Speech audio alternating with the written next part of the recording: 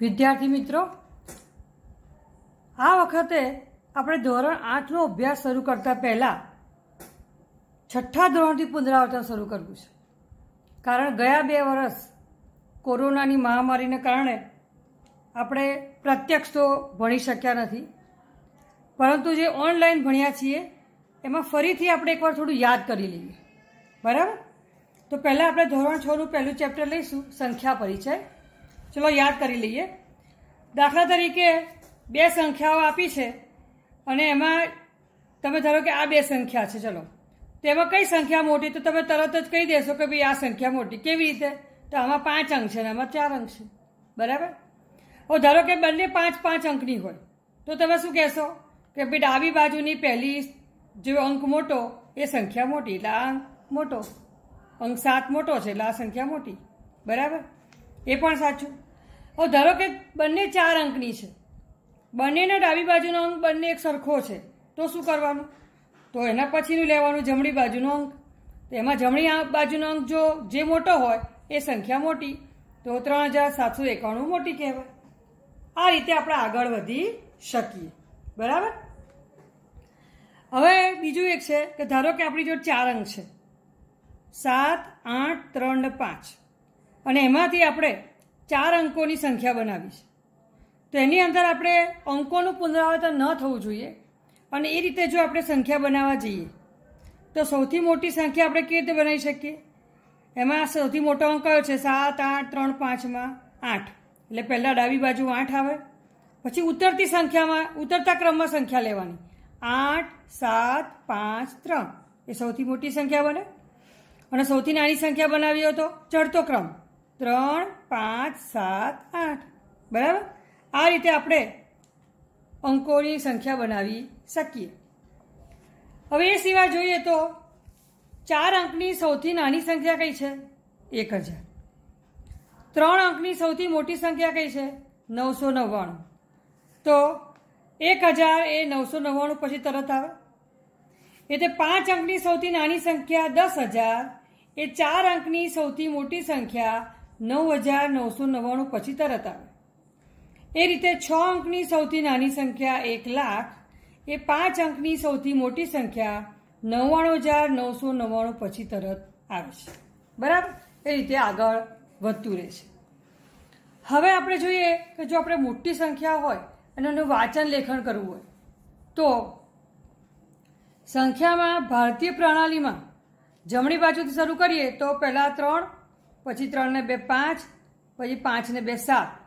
એ તે અલગ અલગ આગળ જતાં અલ્પ વિરામ આવે છે. જુઓ, 3 પછી પાછા 5, 5 પછી 7 પછી, એ રીતે. એનો અર્થ શું થાય કે અલ્પ વિરામ કેવી રીતે આવે છે? 1000, લાખ, 1000, લાખ, 10 લાખ, એમ આગળ જાઓ એમ દરેક વચ્ચે અલ્પ વિરામ આવતા જાય છે. બરાબર?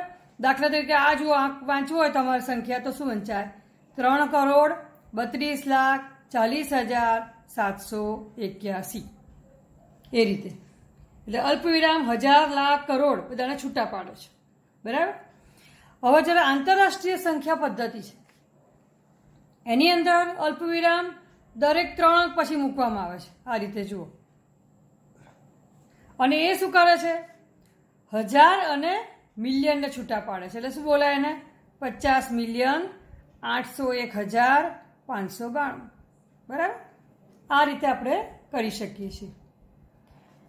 હવે રોજિંદા જીવનમાં ઘણી જગ્યાએ મોટી સંખ્યાઓ જરૂરી છે. બરાબર? જેમ કે શાળામાં વિદ્યાર્થીઓની સંખ્યા, ગામ અથવા નગરમાં લોકોની સંખ્યા, મોટી રકમની લેણદેણ એટલે કે ચૂકવણીને વેચાણ કરી છીએ, દૂરના અંતરો વચ્ચેની અંતરની માપણી, આ બધામાં મોટી સંખ્યાઓનો ઉપયોગ થાય છે. બીજું યાદ રાખો કે કિલો 1000 ગણું મોટું છે એમ બતાવે છે. કિલો શબ્દ શું બતાવે છે? 1000 ગણું મોટું. અને સેન્ટીમીટર શું બતાવે છે? 100 ગણું નાનું છે એમ બતાવે છે. મિલીમીટર શું બતાવે છે? 1000 ગણું નાનું છે એમ બતાવે છે. આમ 1 કિલોમીટર બરાબર કેટલા થાય? 1000 મીટર. 1 મીટર બરાબર 100 સેન્ટીમીટર, અથવા 1 મીટર બરાબર 1000 મિલીમીટર થાય છે. બરાબર?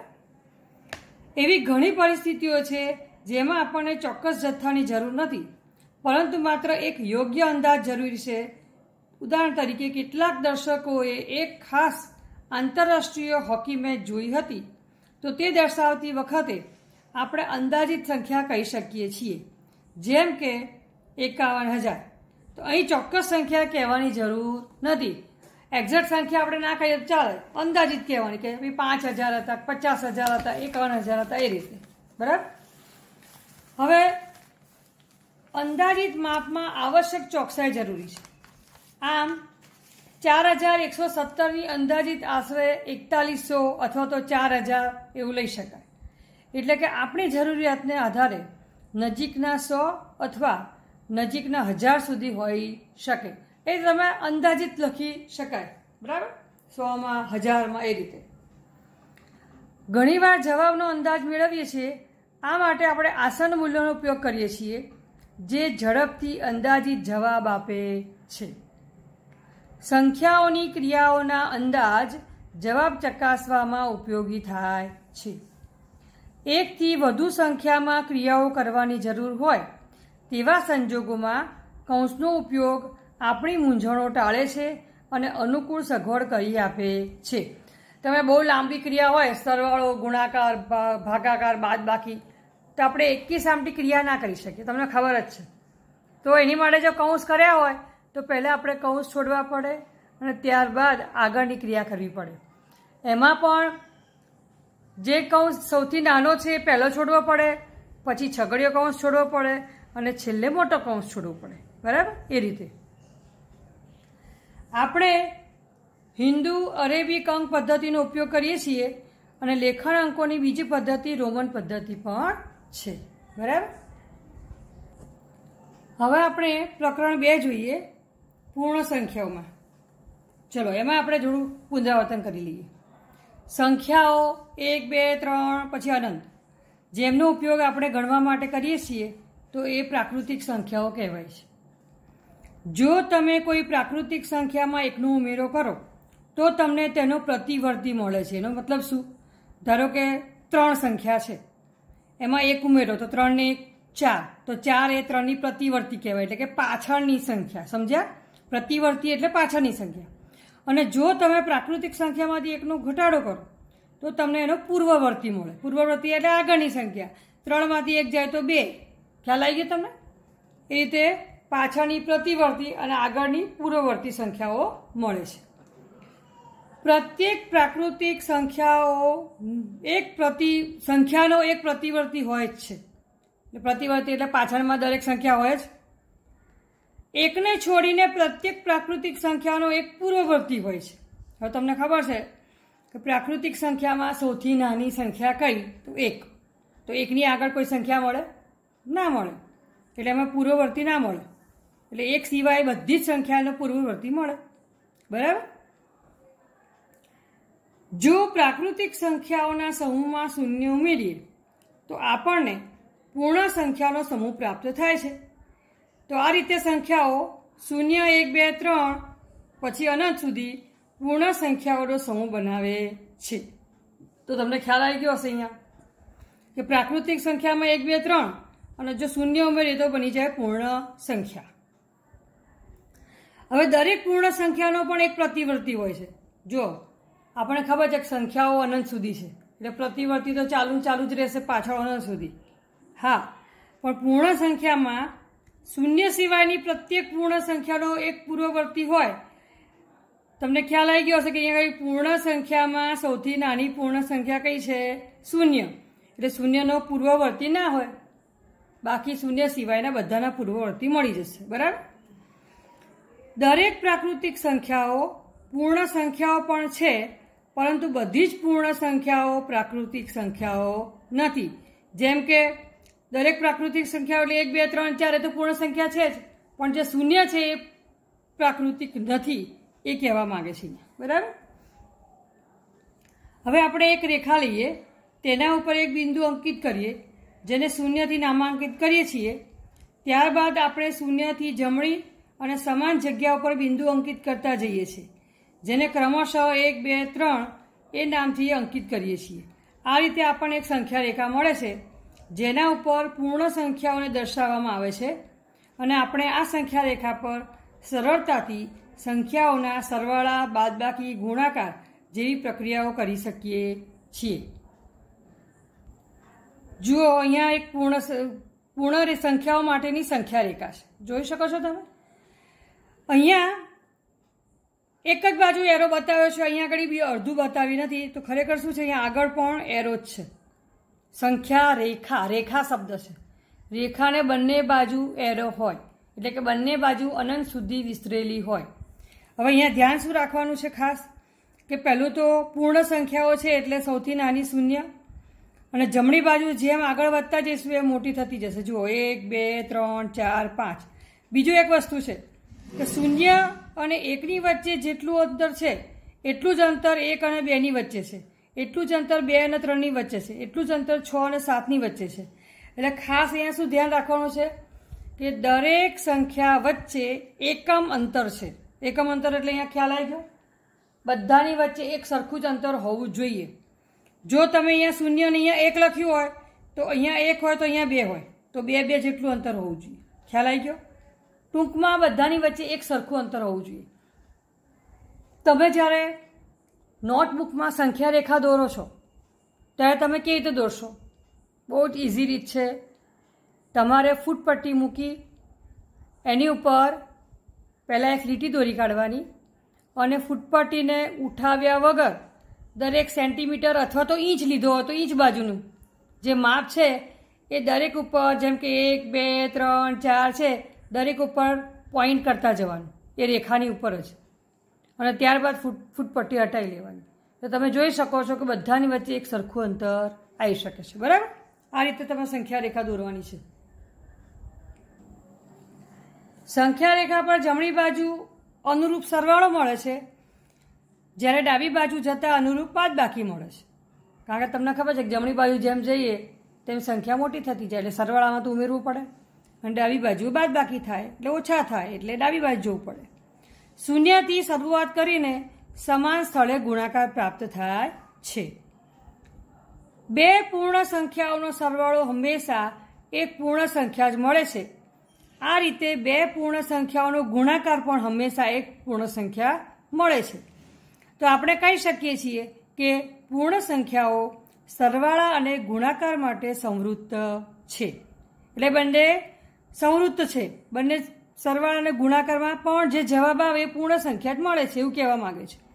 જ્યારે પૂર્ણ સંખ્યાઓ બાદબાકી અને ભાગાકાર માટે સંવૃત્ત નથી. તમે બાદબાકી કરશો અથવા ભાગાકાર કરશો તો જવાબ પૂર્ણ સંખ્યા જ મળે એ જરૂરી નથી, એ કહેવા માંગે છે.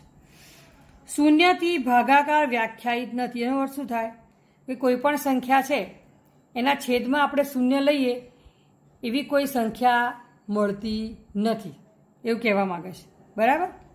એવી કોઈ સંખ્યા હોતી જ નથી. શૂન્યને પૂર્ણ સંખ્યાઓના સરવાળા માટે તટસ્થ ઘટક કહે છે અને એકને પૂર્ણ સંખ્યાઓના ગુણાકારના માટે તટસ્થ સંખ્યા કહે છે. તમે બે પૂર્ણ સંખ્યાઓનો કોઈપણ ક્રમમાં સરવાળો કરી શકો છો. તમે બે પૂર્ણ સંખ્યાઓના કોઈપણ ક્રમમાં ગુણાકાર કરી શકો છો. તો તમને ખબર છે ને, 3 + 4 બરાબર 7. 4 + 3 બરાબર 7. 3 × 4 બરાબર 12. 4 × 3 બરાબર 12. એટલે સરવાળા અને ગુણાકાર બંનેમાં ક્રમનો ગુણધર્મ જળવાય છે. પૂર્ણ સંખ્યાઓ માટે સરવાળા અને ગુણાકારનો જૂથનો ગુણધર્મ પણ જળવાય છે. જેમ ક્રમનો જળવાય છે એ રીતે જૂથનો ગુણધર્મ પણ જળવાય છે. પૂર્ણ સંખ્યાઓ માટે ગુણાકારનું સરવાળા પર વિભાજન થાય છે. એટલે આ રીતે a(b + c) હોય તો એને શું લખાય? ab + ac. એ રીતે પૂર્ણ સંખ્યાઓ માટે ક્રમના જૂથનો અને વિભાજનનો ગુણધર્મ ગણતરીને સરળ બનાવવામાં ઉપયોગી છે અને આપણે અજાણતામાં પણ એનો ઉપયોગ કરીએ છીએ. તમે આગળ જોઈ શકશો દાખલાઓમાં કે આપણે જ્યારે મોટા મોટા દાખલા હશે પણ જો આપણે આ ગુણધર્મનો ઉપયોગ કરીશું તો દાખલાઓ સરળ થશે અને નાના થઈ જશે. સંખ્યાઓના સ્વરૂપ ફક્ત રસિક નથી, પરંતુ મૌખિક ગણતરીમાં મુખ્યત્વે ઉપયોગી હોય છે અને સંખ્યાઓના ગુણધર્મો સમજવામાં પણ મદદ કરે છે. આપણે પ્રકરણ 3 જોઈએ, સંખ્યા સાથે રમત. એમાં આપણે અવયવી અને અવયવની ચર્ચા કરી અને અવયવી કેવી રીતે ઓળખવું તે પણ જોયું. આપણે નીચેની બાબત પર ચર્ચા કરી શોધી કાઢ્યું કે એક સંખ્યાનો અવયવ તે સંખ્યાનો પૂર્ણ વિભાજક હોય છે. ચલો એ સમજીએ. દાખલા તરીકે 6ના અવયવો તો કયા છે? 6ના અવયવ 1, 2, 3, 6, બરાબર. તો તમે જોઈ શકો છો કે શું કહે છે? એક સંખ્યાનો અવયવ એટલે 6નો અવયવ દાખલા તરીકે 2 છે તો તે સંખ્યાનો વિભાજક છે. એટલે એનો મતલબ કે 6ને તમે 2 વડે નિશેષ ભાગી શકો છો, 6ને તમે 3 વડે નિશેષ ભાગી શકો છો, 6ને તમે 6 વડે નિશેષ ભાગી શકો છો, એવું કહેવા માંગે છે. બીજું કહે છે દરેક સંખ્યા પોતે જ એક અવયવ છે. જેમ કે 6ના અવયવો છે તેમાં 6 તો છે જ, એટલે દરેક સંખ્યા પોતે અવયવ થયો. અને દરેક સંખ્યાનો અવયવ હોય છે. આપેલી સંખ્યાનો દરેક અવયવ તે સંખ્યા કરતાં નાનો કે સમાન હોય. દાખલા તરીકે 6ના અવયવ 1, 2, 3, 6 જે 6 જેટલા અથવા 6થી નાના, બરાબર. દરેક સંખ્યા પોતાના દરેક અવયવોનો એક અવયવી છે. જેમ કે 6ના અવયવી લઈએ તો શું આવે? 6 દુ 6, 6 એકા 6, 6 દુ 12, 6 તરી 18, 6 ચોક 24. અવયવી હંમેશા ક્રમશઃ ગુણાકાર કરો ને 1, 2, 3, 4 એટલે તમને અવયવી મળે, બરાબર. તો દરેક સંખ્યા પોતાના દરેક અવયવનો એક અવયવી છે. જો 6નો અવયવમાં 6 છે, પોતે સંખ્યા હોય જ છે. અને આપેલી સંખ્યાનો દરેક અવયવી તે સંખ્યા જેટલો અથવા સંખ્યા કરતાં મોટો. જો કાં તો 6 અથવા 6થી બધા મોટા છે, તમે જોઈ શકો છો. અને દરેક સંખ્યા પોતાનો એક અવયવી છે જ. એટલે ધારો કે 6ના અવયવી લખીએ તો એમાં પોતે સંખ્યા તો હોય જ. હવે આપણે આગળ શીખી ગયા છીએ કે તે સંખ્યા કે જેના 2 જ અવયવ હોય, સંખ્યા પોતે અને એક, તો તે સંખ્યાઓ શું કહેવાય? અવિભાજ્ય સંખ્યાઓ. દાખલા તરીકે કયા છે અવિભાજ્ય સંખ્યાઓ? 2, 3, 5, 7, 11, 13. તો તમે જોઈ શકો છો કે આ બધી સંખ્યાઓના અવયવ કયા કયા છે? એક અને સંખ્યા પોતે. ઓકે. અને જે સંખ્યાના 2થી વધારે અવયવ હોય તો તે સંખ્યા વિભાજ્ય સંખ્યા કહેવાય છે. જેમ કે 4, 6, 8, 9, 10, 12. ઓકે, બધામાં 2થી વધારે જ છે. હા, એક એ વિભાજ્ય કે અવિભાજ્ય સંખ્યા નથી, બરાબર. બીજું, સૌથી નાની અવિભાજ્ય સંખ્યા કઈ છે? 2, જે બેકી સંખ્યા પણ કહેવાય, બરાબર. અને બીજી બધી અવિભાજ્ય સંખ્યાઓ એકી હોય છે. જુઓ, લગભગ એવું જ છે ને, સૌથી નાની બેકી અને બાકી લગભગ બધી એકી સંખ્યા છે જે અવિભાજ્ય હોય. પછી બેકી સંખ્યા નથી આવતી. 2 સંખ્યા કે જેનો સામાન્ય અવયવ ફક્ત એક જ હોય તો તેને સહ અવિભાજ્ય સંખ્યા કહેવાય. જેમ કે 2, 3 લો, 3, 5 લો, ગમે તે સંખ્યા 2 લો તમે અવિભાજ્ય, તો બધામાં સામાન્ય અવયવ એક તો હોય જ. કારણ કે એની વ્યાખ્યા જ એ છે કે જેમાં સામાન્ય અવયવ એક હોય અને સંખ્યા પોતે હોય, એટલે એ તો આવે જ. એ બધી સંખ્યાઓ સહ અવિભાજ્ય સંખ્યાઓ કહેવાય. જે એક સંખ્યા બીજી સંખ્યાથી વિભાજ્ય હોય તો તે સંખ્યા બીજી સંખ્યાના દરેક અવયવથી પણ વિભાજ્ય હોય. એ શું કહેવા માંગે છે? દાખલા તરીકે શું કહે છે? એક સંખ્યા બીજી સંખ્યાથી વિભાજ્ય હોય તો તે સંખ્યા બીજી સંખ્યાના અવયવથી, ધારો કે 6 અને 12 પકડો. ચલો, 6 અને 12 પકડો, 2 સંખ્યા છે, 6 અને 12. તો હવે શું કહે છે કે 6 એ 12થી વિભાજ્ય છે. સોરી, ઊંધું. 12 એ 6 થી વિભાજ્ય છે. એટલે 12નો આપણે ભાગ પાડીએ તો 6 દુ 12, બરાબર. એટલે 6 વડે ભાગ ચાલી શકાય છે ભાગમાં. તો અહીંયા કહે છે કે 6ના અવયવ હોય એ પણ 12ના અવયવ 6ના અવયવ પણ 12થી વિભાજ્ય છે. એટલે 12 એ 2થી વિભાજ્ય છે, 3થી વિભાજ્ય છે અને 6થી પણ વિભાજ્ય છે એવું કહેવા માંગે છે. એટલે બધા અવયવોથી પણ વિભાજ્ય થઈ શકે છે. બરાબર. જે સંખ્યા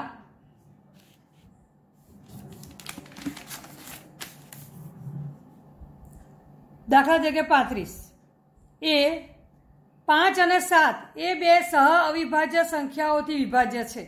5 અને 7 બે સહ અવિભાજ્ય સંખ્યાઓ કહેવાય. તો 35 એનાથી વિભાજ્ય છે. તો 5 અને 7નો ગુણાકાર કરીએ તો એનાથી પણ આ સંખ્યા વિભાજ્ય છે. એટલે તો શું થયું? 35 જ આવી ને, તો એનાથી પણ એ વિભાજ્ય થઈ ગઈ. બરાબર.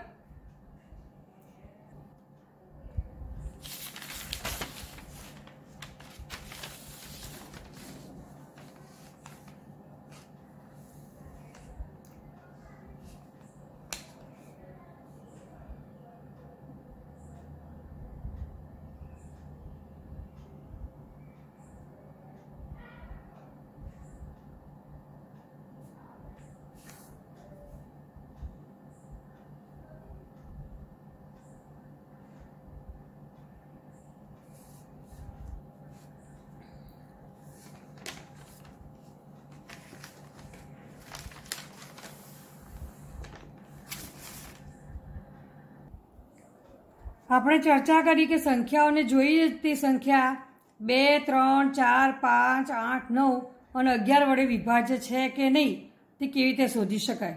ટૂંકમાં આ બધી ચાવીઓ બતાવે છે. આપણે સંખ્યાના અંકો અને તેની સંખ્યા સાથે વિભાજ્યતાના સંબંધની ચર્ચા કરી.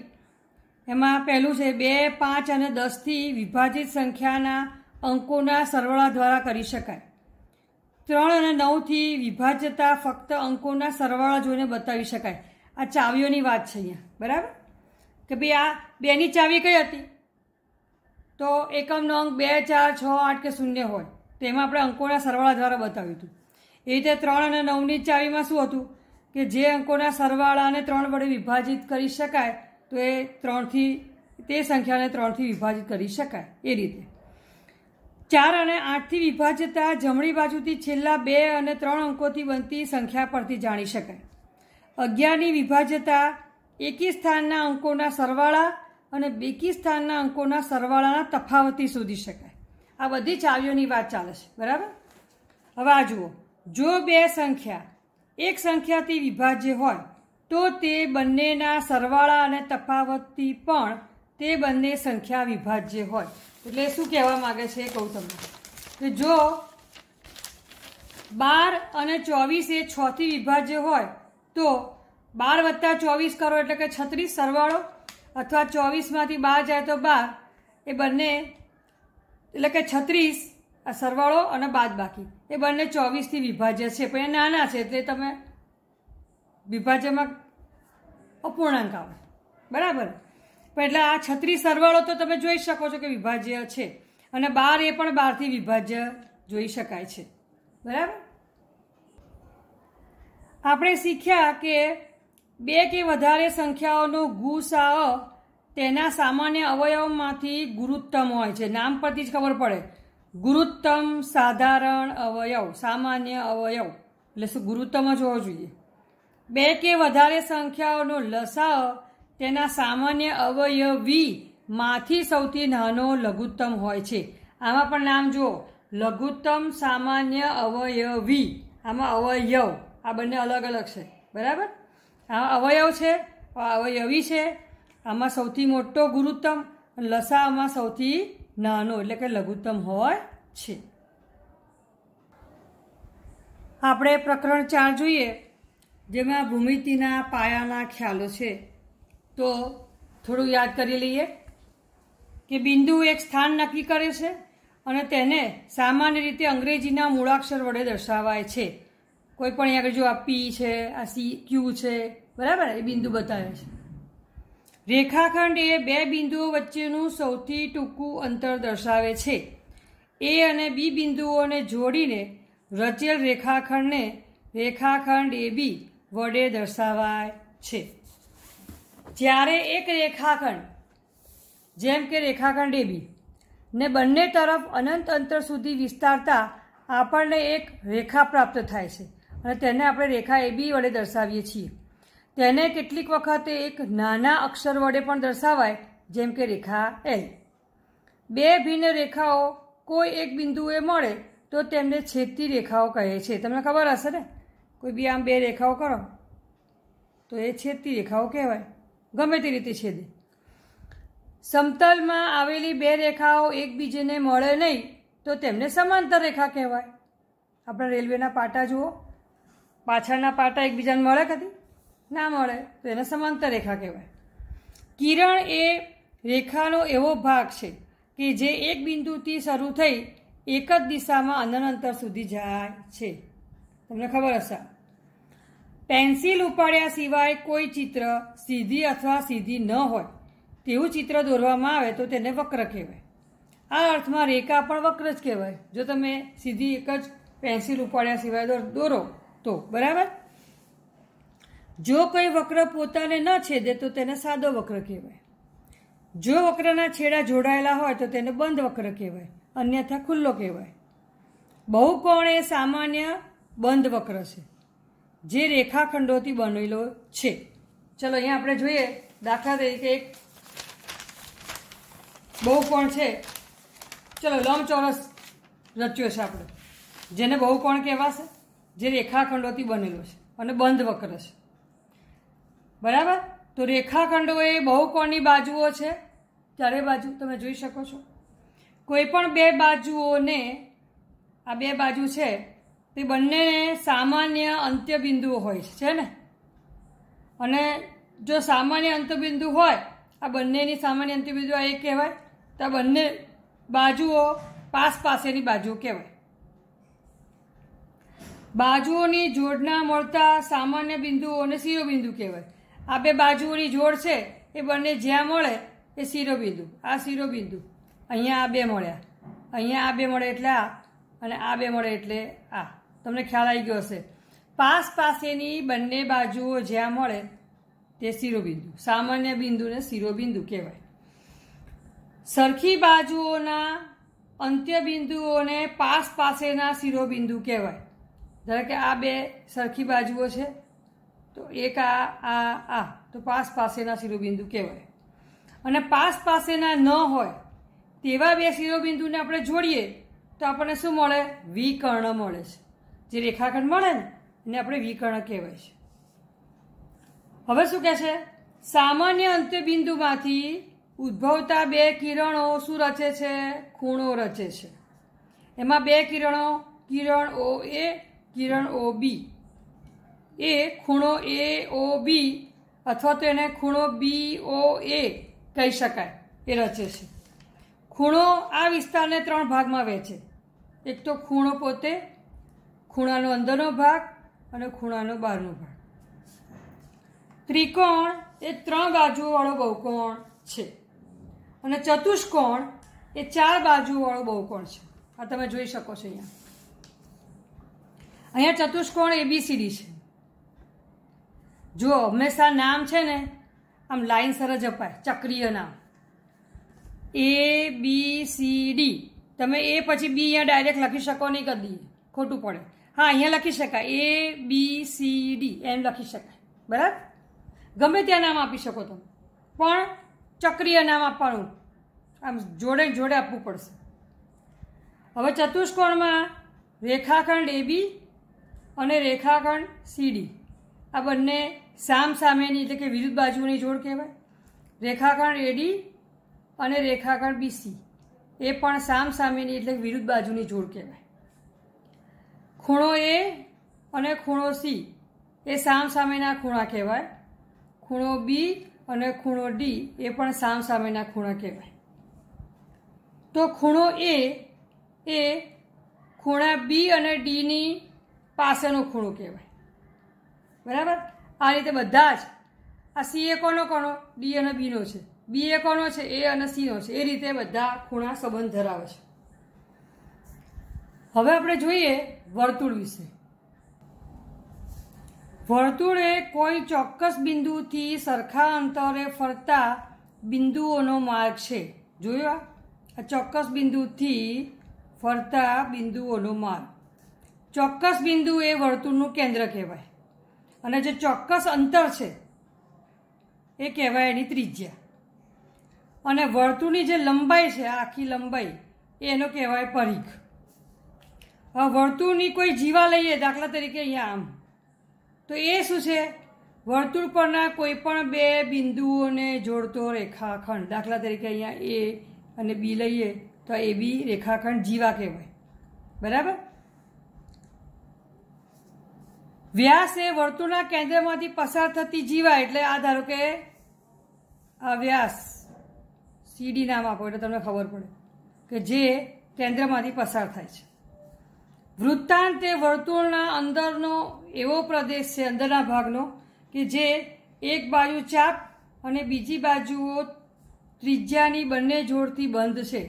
દાખલા તરીકે તમે આમ દોરી શકો છો. તો આ વૃત્તાંત. બરાબર. આ વૃત્તાંત શું છે? વર્તુળના અંદરનો પ્રદેશ કે જે એક બાજુ ચાપ હોય અને બીજી બાજુ બે રેખાખંડ હોય, એટલે કે ત્રિજ્યા હોય. વર્તુળનો ખંડ એ વર્તુળનો અંદરનો ભાગ છે જે ચાપ અને જીવા વડે બંધ છે. દાખલા તરીકે અહીંયા આમ દોરીએ આપણે, આ રહ્યું ચાપ, આ ચાપ અને આ જીવા, આ અંદરનો ખંડ કહેવાય. ખ્યાલ આવી ગયો? આ ચાપ અને આ જીવા. વર્તુળનો વ્યાસ એ વર્તુળને બે અર્ધવર્તુળમાં વહેંચે છે, બે ભાગ કરે છે. ઓકે.